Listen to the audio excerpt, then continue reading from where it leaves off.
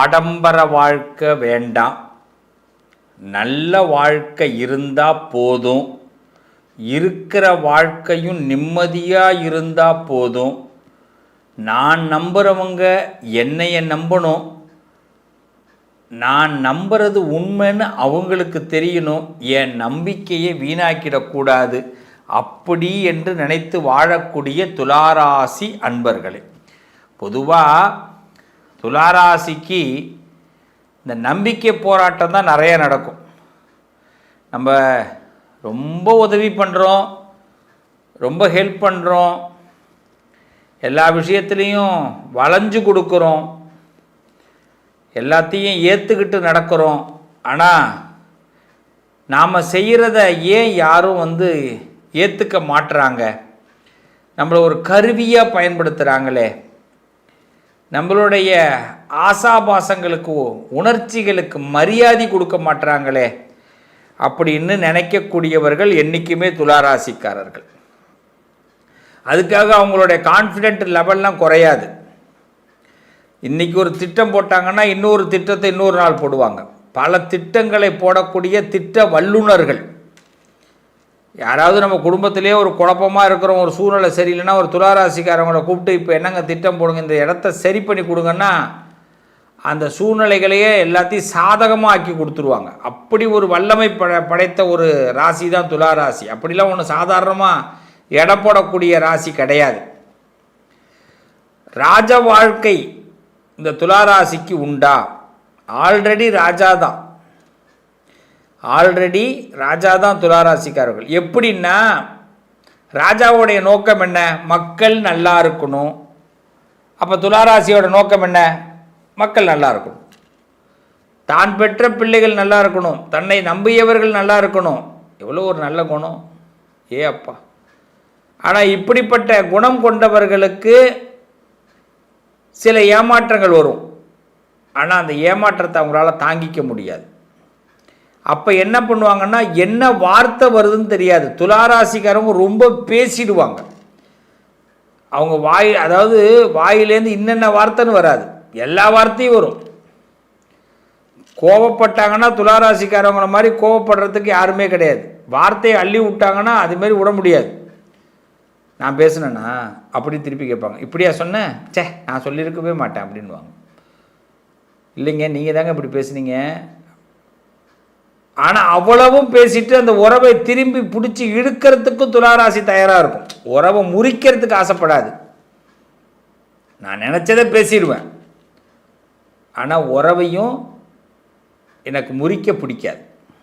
ஏன்னா அவங்க பண்ணுற ஒரு அந்த செயல்களுக்கு திருப்பி தண்டனை கொடுக்கணும். அப்படி இல்லைன்னா துளாராசிக்கு தூக்கமே வராது. மனுஷனை பிடிக்கலன்னா ஒதுக்கிடுவாங்க. இப்படிப்பட்ட துளாராசிக்காரர்களுக்கு அவங்களுடைய ஜாதகம் இவ்வளோ நாள் பார்த்திங்கன்னா எத்தனையோ விஷயங்களை நம்ம ஹேண்டில் பண்ணி வெற்றி பெறுவதற்கு முயற்சி பண்ணி வெற்றிகளும் நடந்திருக்கு, சில தோல்விகளையும் பார்த்துக்கிட்டு வரோம்.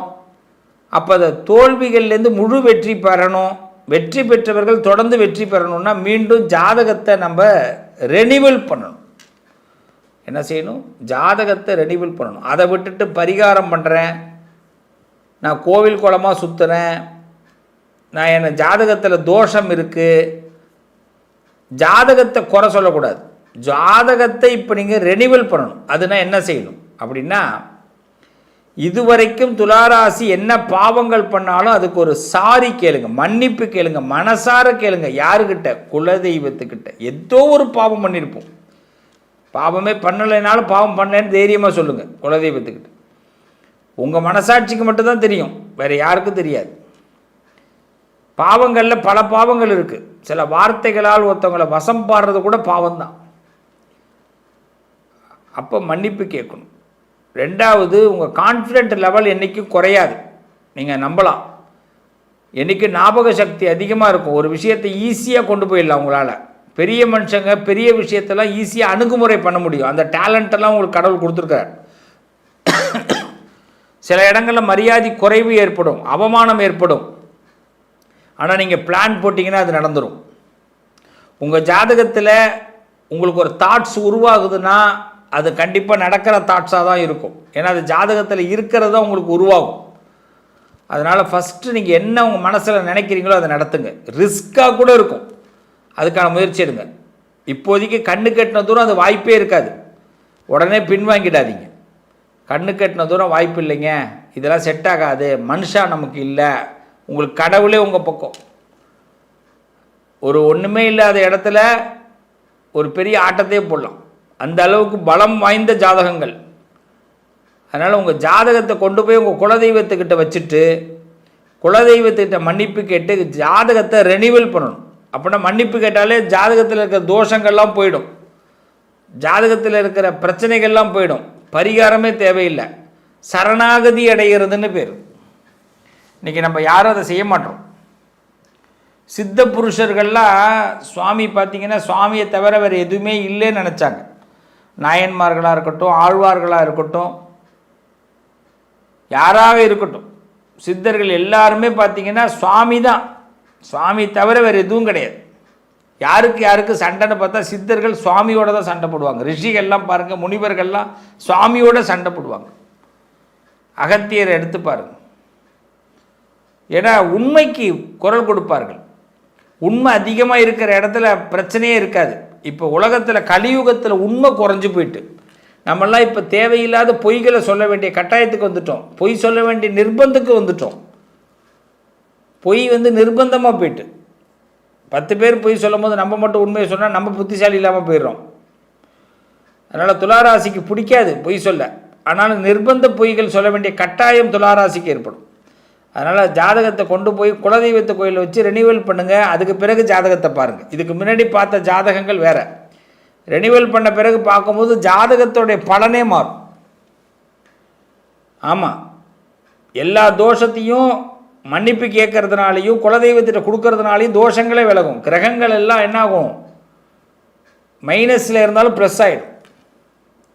பரிகாரமே தேவையில்லை. உங்களுக்கு சூப்பர் டேலண்ட் இருக்குது, ஏண்டா பிறந்தோன்னு நினைக்காதீங்க. ஏண்டா பிறந்தோன்னு நினைக்காதீங்க, ஏன் பிறந்தோன்னு கண்டுபிடிங்க. ஏண்டா பிறந்தோங்கிறது எண்ணம், ஏன் பிறந்தோங்கிறது கண்டுபிடிக்கணும். ஒரு ஜாதகத்தில் அதான் தேவை. அதுக்கு முதல்ல நம்ம என்ன பண்ணணும், நான் யார் அப்படின்னு தெரிஞ்சுக்கணும். ஹூ ஐ ஆம், நான் யாருன்னு தெரிஞ்சால் மட்டும்தான் நல்ல விடை கிடைக்கும். இந்த பிறவி ஏன் எடுத்தேன், நான் போடுற இலக்கு என்ன, எனக்கு என்ன லட்சியம், நான் அரசியல்வாதி ஆகணுமா, ஆன்மீகவாதி ஆகணுமா, தொழிலதிபர் ஆகணுமா, சினிமா இண்டஸ்ட்ரியில் போகணுமா, இல்லை நான் பொதுவாக தொழிலில் நல்ல முன்னேற்றத்துக்கு வரணுமா, நல்லா படிக்கணுமா, உறவுகளை கையாளணுமா, என்ன செய்யணும் முடிவு பண்ணுங்கள். முடிவு பண்ணிவிட்டு அந்த செய்தியை முடிவு பண்ணிவிட்டு அப்படியே கையை அப்படி திருப்பி இதுக்கு நான் தகுதியான ஒரு கேள்வி உங்களை கேளுங்க. அப்போ உங்கள்கிட்ட இன்னொரு கேள்வி வரும், நீ யாருன்னு கேட்க ஆரம்பிக்கும். அப்போ நான் யாருன்னும் போது, ஓ நான் இவ்வளோதானா, அப்போ நான் எவ்வளோ தகுதி ஏற்படுத்திக்கணும், மெஷர்மெண்ட்டு. என்கிட்ட இப்போ 20% இருக்குன்னா நான் இப்போ இன்னும் 80% தகுதி ஏற்படுத்திக்கணும். பெரிய பெரிய தலைவர்கள்லாம் அரசியலில் ஜெயிச்சு வந்திருக்காங்கன்னா அவ்வளோ தகுதியை ஏற்படுத்திக்கிட்டாங்க. ரொம்ப சும்மாலாம் இல்லை, அவ்வளோ பேச்சுகள், ஏளன பேச்சுகளெல்லாம் கேட்டு சலித்து போய் அதுலேயும் மீண்டு வந்தவர்கள் தான் தலைவர்கள். முதல் பேச்சிலே பின்னாடி ஓடிப்புள்ள. நம்ம அரசியலாக இருக்கட்டும், ஆன்மீகமாக இருக்கட்டும், பொது வாழ்க்கையாக இருக்கட்டும், எந்த பொது வாழ்க்கைக்கு யாராக இருந்தாலும் நிறைய திட்டுவாங்க. திட்டுறதை வாங்கிக்கணும். ஏன்னா திட்டுறதுக்கு அதில் ஏன் திட்டுறான்னு தெரிஞ்சுக்கணும். நான் தான் சொன்னேன், ஏண்டா பிறந்தோங்கிறத விட ஏன் பிறந்தோன்னு கண்டுபிடிக்கணும். துளாராசியோட வேலையே இப்போ அதுதான். நீங்கள் யாருன்னு கண்டுபிடிங்க, நான் யார், ஹூ ஐ ஆம். அந்த விடை உங்களுக்கு வரும்பொழுது உங்களுக்கு பலன் கிடைக்க ஆரம்பிச்சிடும், உங்கள் ஜாதகம் மாறிடும். ஃபஸ்ட்டு நீங்கள் எதையும் வேண்டுங்க. ஃபஸ்ட்டு நீங்கள் என்ன பண்ணணும், ஒரு விஷயத்தை வேண்டணும், எனக்கு இது கிடைக்கணும் ஆண்டவா, அவ்வளோதான். நீங்கள் கோயிலுக்கெல்லாம் போகவே வேண்டாம், அது நடக்கும்.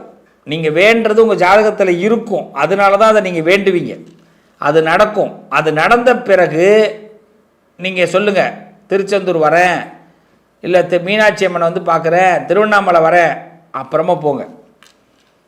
கண்டிப்பாக கடவுள் உங்களுக்கு நல்லதை செய்வார். ஆனால் நடக்கிறதுக்கு முன்னாடி போய் கடவுள்கிட்ட கேட்காதீங்க. இருக்கிற இடத்துல கடவுளை கூப்பிட்டு கேளுங்க. கடவுளை வந்து கடவுளுக்கு இப்போ நம்ம வேலை கொடுக்கணும். இந்த நேரம் எந்த பரிகாரம் இருந்தாலும் எந்த தோஷம் இருந்தாலும் உங்களை விட்டு விலகிடும். எந்த பரிகாரம் எந்த தோஷம் இருந்தாலும் உங்கள் ஜாதகத்தை கொண்டு போய் குலதெய்வத்துக்கு பாதத்தில் வச்சு சரணாகதி அடைஞ்சிட்டிங்கன்னா தோஷம் விலகிடும். இது எளிய பரிகாரம். அதை விடுத்து நீங்கள் வேறு எந்த விதமான குறுக்கு வழியும் முயற்சி பண்ணாதீங்க. உங்கள் கான்ஃபிடென்ட் லெவல்லாம் குறையாது, பயப்படாதீங்க. உங்கள் வார்த்தையில் அவ்வளோ வீரியம் இருக்குது. உங்கள் வார்த்தைக்கு ரொம்ப முக்கியத்துவம் கொடுங்க துளாராசிக்காரர்களை. சில நேரங்களில் சில வார்த்தைகளை விட்டுட்டு கவலைப்படாதீங்க. உங்களை வந்து நிறைய பேர் நோட் பண்ணுறாங்க. நீங்கள் என்ன பண்ணுறீங்க, எவ்வளோ பணம் வச்சுருக்கீங்க, என்ன செய்கிறீங்க, எல்லாத்தையும் நோட் பண்ணுறாங்க. உங்களுடைய அசைவுகள் அங்கங்கங்கள அசைவுகளை யோசிப்பாங்க. எத்தனை மணிக்கு எங்கே இருப்பீங்கன்னு துளாராசிக்காரங்களை மற்றவங்க கணக்கு போடுவாங்க. அதனால் எல்லாம் ஈஸி இல்லை. உலகத்தில் எதையும் மறைக்க முடியாது. உலகத்தில் அத்தனை தப்புக்கும் நாம தான் காரணம். நான் ஓப்பனாக சொல்லுவேன். எது இப்போ கெட்டதுன்னு தெரியுமா தெரியாத எல்லாருக்கும்.